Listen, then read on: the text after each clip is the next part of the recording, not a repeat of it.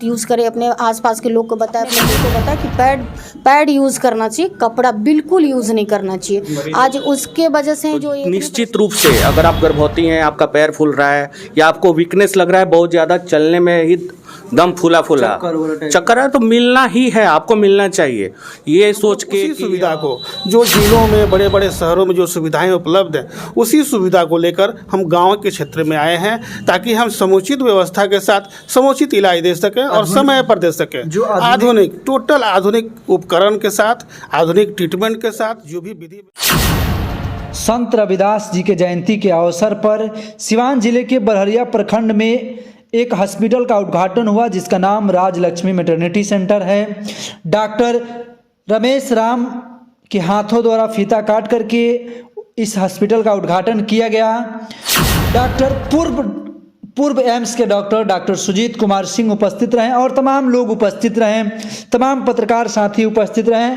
आइए बातचीत क्रम में क्या कुछ कहें डॉक्टर सुधा रंजन जी और डॉक्टर राजीव कुमार रंजन जी, उनसे बातचीत करते हैं क्या कुछ उन्होंने तमाम लोगों करते हैं। सर, सबसे पहले तो आप दोनों लोगों को बधाई है कि आप रविदास जयंती के अवसर पर एक बरहरिया में व्यवस्था, बढ़िया चिकित्सा व्यवस्था देने की आप लोग कोशिश किए, क्या कुछ कहिएगा? आप लोगों का बहुत बहुत धन्यवाद। आपने अपना बहुत कीमती समय निकाल कर यहाँ कवरेज कर रहे हैं, सहयोग कर रहे हैं। मैं सबसे पहले संत शिरोमणि श्री श्री रविदास जी महाराज को नमन करता हूं और उनके ये शुभ दिन से ही शुरुआत करते हैं।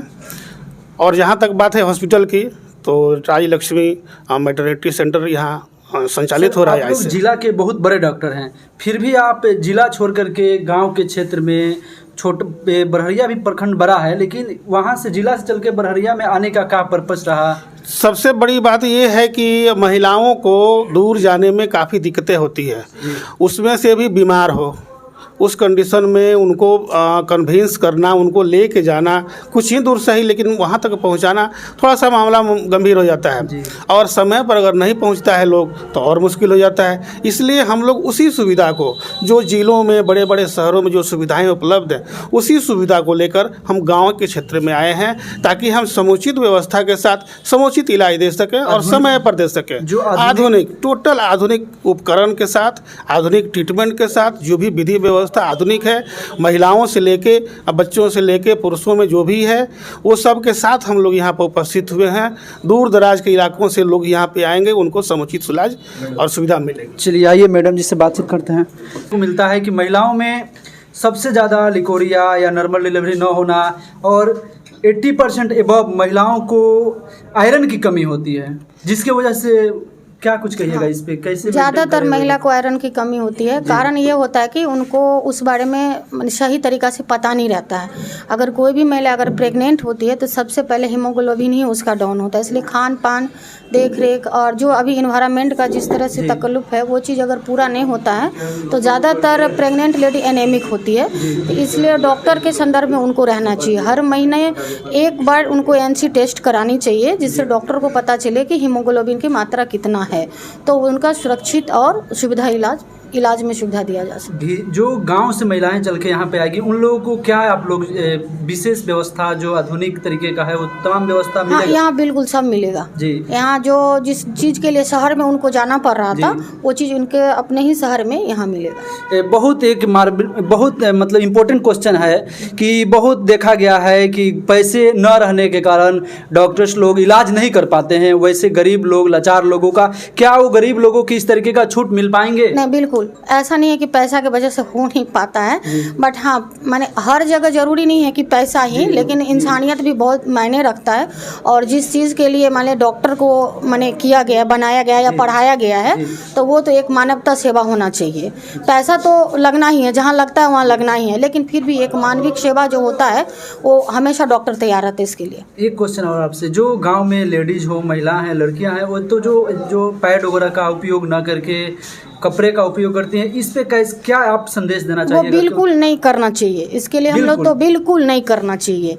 मैं तो जो भी पेशेंट महिला आती है, अगर इस टाइप की परेशानी लेके आती है, तो मैं तो सबसे पहले यही मना करती हूँ कि अगर आप यूज़ करें, अपने आसपास के लोग को बताएं, अपनी बेटी को बताएं, अपने बहन को बताएं कि पैड यूज़ करना चाहिए, कपड़ा बिल्कुल यूज़ नहीं करना चाहिए। आज उसके वजह से जो ये इतनी परिस्थितियाँ आ रही है, वेजाइनल डिस्चार्ज जितना भी हो रहा है, बिल्कुल उसके वजह से वो कम से कम 80% उसके भागीदारी है। लिकोरिया का भी उसी का देन है। बिल्कुल बिल्कुल। चलिए आइए। और डॉक्टर सुधा रंजन, स्त्री प्रसूति रोग विशेषज्ञ। आप तो लंबे दिनों से बरहरिया में कार्य कर रहे हैं, और क्या महिलाओं को क्या कहिएगा, खास करके, और पुरुष लोग भी जो लापरवाही करते हैं, महिलाओं को समय समय पर मतलब दिखाना चाहिए, डॉक्टर से परामर्श लेना? बात तो सही है, 100% आप श्योर कर रहे हैं कि हाँ ये बात जो है, ये समस्या आ रही है समाज में। खासकर गरीब तबके के जो पिछड़ी महिलाएं हैं, पिछड़े वर्ग के लोग हैं, जो गांव देहात से आते हैं, उनके साथ में ये समस्या खड़ी हो रही है। और खासकर प्रेगनेंसी के दौरान जो है, ये लोग इग्नोरेंसी रहती है, ये लोग कॉन्शियस नहीं रहते हैं, ये लोग में अवेयरनेस नहीं आ रही है अभी, जिसके चलते जो है प्रेगनेंसी के दौरान बहुत सारे कॉम्प्लिकेशन डेवलप करते हैं। और कॉम्प्लिकेशन के रूप में जो है, इनिशियल कॉम्प्लिकेशन जो स्टार्टिंग होता है वो आयरन डेफिशिएंसी एनीमिया होता है ना। ये सबसे बड़ी समस्या है औरत के लिए, और गांव देहात से जो लेडीज आती हैं उन लोगों के लिए सबसे समस्या। इसके लिए अवेयरनेस हम लोगों को जगाना जरूरी है। अवेयरनेस सबसे ज़रूरी है कि भाई ये लोग इसके लिए, इसके प्रति सजग रहें कि प्रेगनेंसी के दौरान शुरुआत फ्रॉम बिगनिंग टू एंड, जब प्रेग्नेंट हो रही है उस समय से कम हीमोग्लोबिन लेवल को मेंटेन रखें, जिसके चलते बहुत सारी समस्याएँ जो है उत्पन्न होने से बच सकती है, कॉम्प्लिकेशन डेवलप होने से बच सकता है, जिसके लिए खासकर महिला चिकित्सकों का रोल जो है इसमें बहुत बड़ा रोल है। और महिला चिकित्सक चाहेंगे तो इस समस्या को, इस कॉम्प्लिकेशन को डेवलप होने से 100% स्टॉप कर सकती हैं, रोक सकती हैं। तो डॉक्टर रमेश राम सर, आप तो एम्स का डॉक्टर रहे हैं, और क्या कुछ कहिएगा? ये बहुत बड़ा समस्या है महिलाओं को खास करके लेके। ये आरोप लगता है पुरुषों पर कि वो लोग ट्रीटमेंट नहीं करा पाते हैं, पुरुषों को कैसे अवेयरनेस करिएगा, ये सवाल है आपसे। जैसा कि हमारे सर डॉक्टर रमेश राम या मैम डॉक्टर सुधा रंजन ने काफ़ी विस्तार पूर्वक इस बारे में बताया कि हाइजीन के बारे में मैम ने बताया, फिर आयरन डिफिशिएंसी एनीमिया के बारे में सर ने बताया। तो इन तमाम चीज़ों को तो ध्यान में रखना होगा। और बहुत बड़ा तोप और बहुत बड़ा ये नहीं है, मतलब कि इसमें कोई साइंस नहीं है। जस्ट 3 महीना है, अगर एंटीनेटल चेकअप आपको मालूम हुआ कि आप प्रेग्नेंट हैं, तो उसमें एंटीनेटल चेकअप करवाइए किसी भी सरकारी हॉस्पिटल, ये नहीं कि प्राइवेट। अगर आपकी पहुंच, आप कोशिश करें कि सरकारी सुविधाओं का फायदा लें, ठीक है। दूसरा कि अगर पहला जो 3 महीना होता है उसमें एक छोटी सी गोली फोलिक एसिड की जो गोली आती है, नहीं फोलिक एसिड, पहला 3 महीना फोलिक एसिड देना अनिवार्य है, ताकि न्यूरल ट्यूब डिफेक्ट बच्चों का, जो कभी कभी बच्चा जो पैदा होने के साथ उनका कोई ऑर्गन नहीं बन पाता है, दिव्यांग टाइप का, हाँ दिव्यांग कर सकते हैं नहीं, और मेन कि उनका जो सर नहीं बन पाता है, ब्रेन का डेवलपमेंट सही तरीके से नहीं हो पाता, तो उस एक छोटी सी गोली से इस चीज़ को बचाया जा सकता है। और वो गोली ऐसा नहीं कि खरीदना है, सरकारी सुविधा में उपलब्ध है, हर सरकारी संस्थान पर उपलब्ध है। और लेकिन उसके लिए ज़रूरी है डॉक्टर का सलाह। और जिस दिन बाय डे 1, जैसा कि सर ने भी बोला, एंटीनेटल चेकअप कराते रहना है। बीपी हाइपरटेंशन की समस्या उभर के आती है सामने, जो कि IUGR यानी कि बच्चों का ग्रोथ को हैम्पर करता है, बच्चों का ग्रोथ को रोक देता है।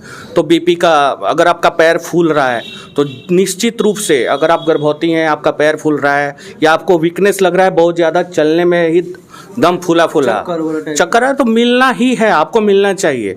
ये सोच के कि पैसा लगेगा, अगर आपके पास पैसा नहीं है तो सरकारी संस्थान पे ये सारा सुविधा, सरकारी डॉक्टर है, लाभ एकदम बिल्कुल लें। एक एल्बेंडाजोल की छोटी सी गोली है, टेटनस है, ताकि नियोनेटल टेटनस से बचा जा सके। यही 4-5 चीज़ है। अगर इतना कोई ध्यान में रख ले तो फिर जैसा कि बताया कि नियोनेटल जो भी नियोनेट होते हैं उनको मरने से, या मैटरनल मोर्टेलिटी रेट, माँ को मरने से बचाया जा सकता है। और 90% केस में बचना ही है। लेकिन कब? जब हम अपना बचाव, अपने बारे में इन सब तमाम चीज़ों को जाने, तब। जरूरी नहीं, इसमें कोई तोप और साइंस नहीं है, छोटा छोटा चीज़ है। सरकारी संस्थान पर भी उपलब्ध है, हर जगह उपलब्ध है। बस आपको डॉक्टर पे विश्वास करके विजिट करना है। ये नहीं कि हर कोई लुटेरा है, ऐसा कोई नहीं। कोई भी डॉक्टर ये नहीं चाहता है कि उसका पेशेंट खराब होकर जाए या उसका अनावश्यक खर्चा हो। मैं एक और बात इसमें ऐड करना चाहूँगा कि पहले दिमाग से पब्लिक को भी ये होना होगा कि फलाना डॉक्टर या कोई डॉक्टर लूटने बैठा है। नहीं नहीं, बिल्कुल नहीं। इसलिए कि मैं यहाँ पे देख रहा हूँ जनरल एकदम बातें कि अगर मैं कोई टेस्ट उन्हीं के फ़ायदे के लिए मैं एडवाइस करता हूँ तो नेक्स्ट डे सुनने में ये भी आता है कि फलाना डॉक्टर बहुत ज़्यादा टेस्ट लिखते हैं पैसा कमाने के लिए। देखिए, पीछे की बातें नहीं है, सामने है, आपके लिए लिखा जा रहा है ताकि सही डायग्नोसिस बन सके, सही ट्रीटमेंट हो सके। जी, नॉलेज के लिए क्या कमी है, क्या नहीं? हाँ बिल्कुल, जांच कराने से हिचकना नहीं है जी। मैं फिर कर रहा हूँ, जिनके पास पैसा नहीं है काफ़ी जांचें सरकारी संस्थान पे उपलब्ध है जी। सेंटर वाइज हर जगह उपलब्ध है।